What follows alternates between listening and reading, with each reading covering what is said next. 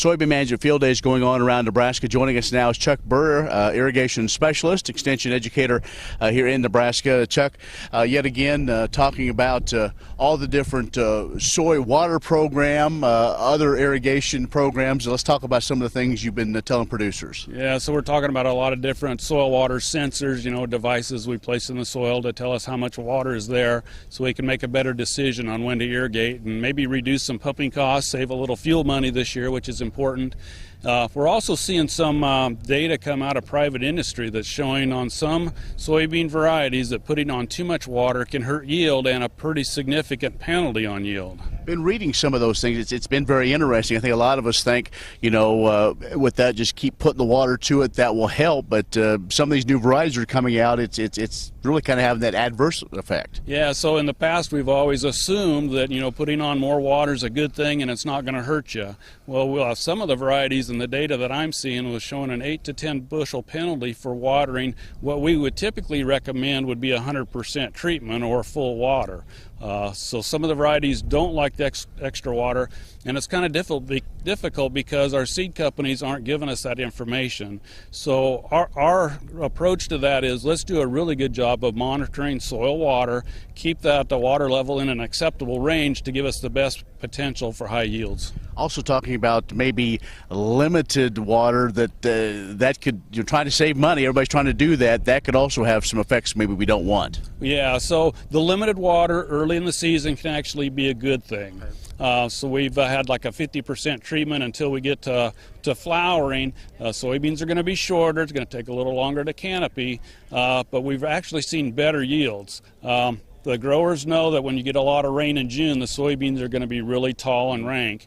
The problem with that is they fall over before harvest, and we can have some harvest losses. So really recommend, don't get excited about watering beans early. Let's get to the reproductive growth stages. We can get the best return and the best yields as well. So really, bottom line is better utilization. Better utilization of the water, exactly, and higher yields by timing that water correctly. Okay, you've also talked about apps. Of course, the soy water program, other apps that are available? Yeah, we've got 4 different apps that we've come out. One is Crop Water, where if you're using watermark soil sensors, you can put that data into your phone, and it keeps track for each yield how much water is available and how much is depleted.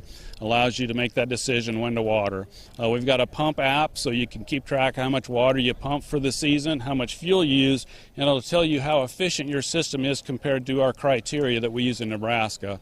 And I would really recommend growers do that every year on every pumping plant, and you can watch that efficiency, and if it starts to take a nosedive, you better be calling your pump installer, have him come out in March and check it out.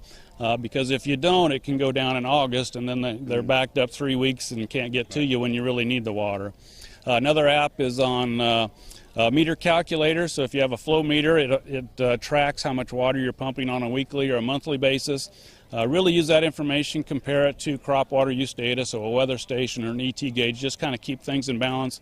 And then the fourth one is irrigate cost. It'll help you determine your operating and ownership costs of an irrigation system.